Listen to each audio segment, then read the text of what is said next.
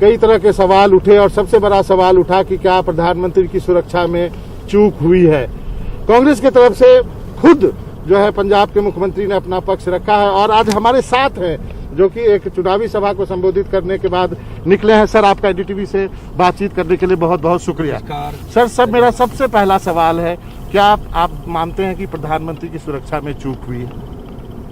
ऐसा है कि प्रधानमंत्री जी हमारे देश के, हमारे सबके प्रधानमंत्री, मैं उनका बहुत सत्कार करता हूँ और मैं दिल से उनको यहाँ जब वो आए हैं हम सब ने उनको स्वागत किया है, अभिनंदन किया है।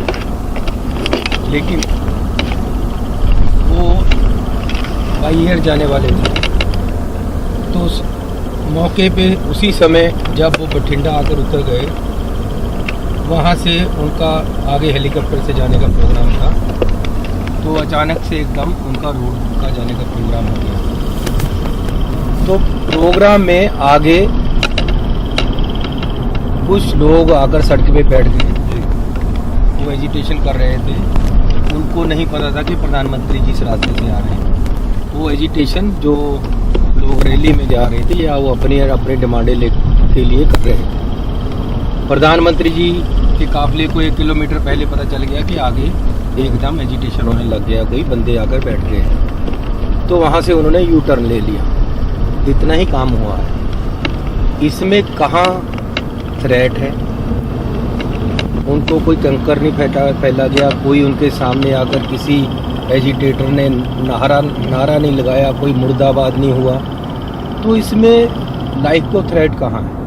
डेमोक्रेटिक सिस्टम में अगर कोई आकर रास्ते में आगे बैठ गया है तो उसको व्यवस्था है, उठा दिया जाएगा। और उस रास्ते से जाने का पहले प्रोग्राम भी नहीं था। तो इसमें क्या है, मुझे ये समझ नहीं आई। यूपी से कई बार वापस आए, रास्ता बदला है इन्होंने, कई दूसरी स्टेटों में भी बदला है।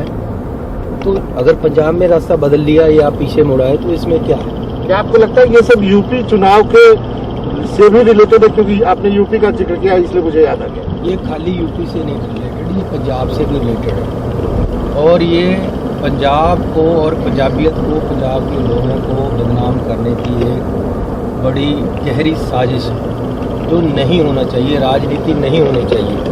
अरे आपके नज़दीक भी 1 किलोमीटर तक कोई नहीं आया, कोई कंकर नहीं फेंका, कोई गोली नहीं चली, कोई नारा नहीं लगा, कोई लाठी नहीं दिखाई।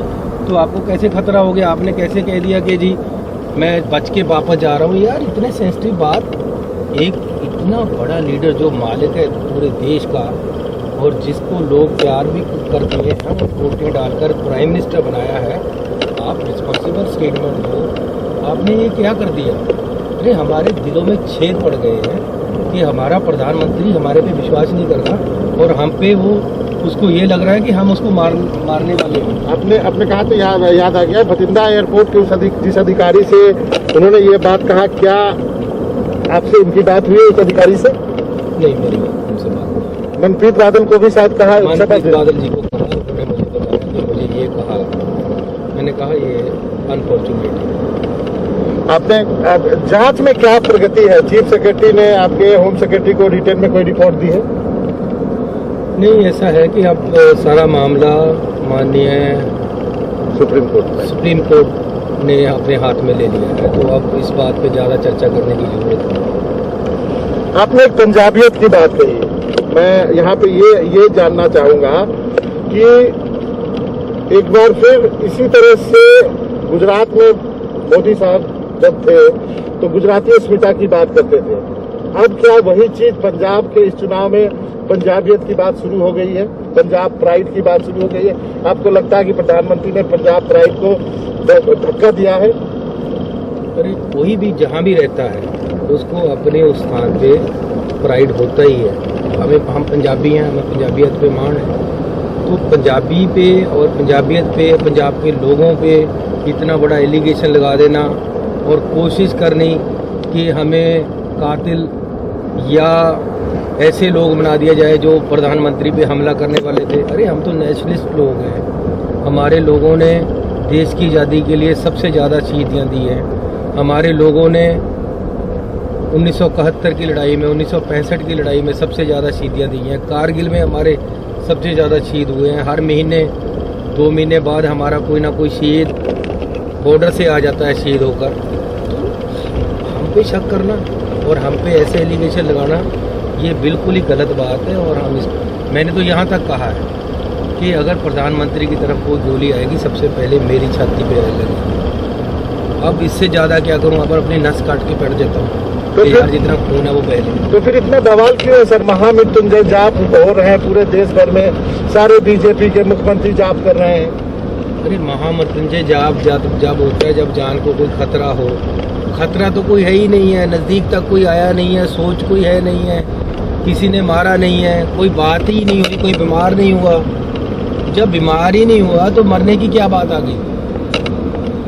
ये बिल्कुल ही बेबुनियाद और गलत बात, और पंजाब को बदनाम करने के लिए, पंजाब की स्थिति को ख़राब करने के लिए, पंजाब के हालात को ख़राब करने के लिए, पंजाब में राष्ट्रपति राज लागू करने के लिए कोशिशें हो रही हैं और हिंदुस्तान को एक गलत शीशा दिखाया जा रहा है जो असलियत नहीं है। यहाँ बिल्कुल शांति है, कोई ऐसी बात नहीं हुई और किसी तरह भी कोई खतरा प्रधानमंत्री जी को यहाँ नहीं हुआ। सर आपने एक बहुत बड़ी बात कही है, क्या आपको डर है कि इसी बहाने पंजाब में राष्ट्रपति शासन लागू किया जा सकता है? अरे उनको पता है कि वहाँ एक रैली थी जिस दिन प्रधानमंत्री जी आए थे। एक्चुअली क्या है थोड़ा सा कि प्रधानमंत्री जी ने 10 किलोमीटर बाद भी वापस मुड़ना था। अच्छा। क्योंकि रैली में 70,000 कुर्सी लगी थी, 700 आदमी भी नहीं आए, सारी कुर्सियाँ खाली बड़ी उड़ीक रही थी प्रधानमंत्री जी को। इनको पता चल गया कि आगे कुर्सियाँ खाली हैं। इन्होंने 10 किलोमीटर पहले वापस मुड़ना बेहतर समझा, क्योंकि वहाँ जाकर ही वापस मुड़ना था, खाली कुर्सियों को तो एड्रेस ना करते। तो ये सारा देखो कितनी छोटी सोच है कि टीवी चैनलों पे खाली कुर्सियाँ और खाली जगह ना चले और ये ना पता चले कि बीजेपी की रैली पंजाब में बिल्कुल ख़त्म हो गई है। इन्होंने ये नई बात बता दी, प्रधानमंत्री को खतरा हो गया, प्रधानमंत्री जी की जान बच गई, प्रधानमंत्री जी के महामृत्युंजय के जाप हो रहे हैं। क्या कर रहे हो? क्यों देश को गलत रास्ते पर ले जा रहे हो? हम नेशनलिस्ट हैं। अब जब भी वोटें आती हैं आपको नेशनलिज्म याद आ जाता है, अब नेशनलिस्ट होने का ढोंग रचते हैं। कौन क्या नेशनलिस्ट है ये लोग?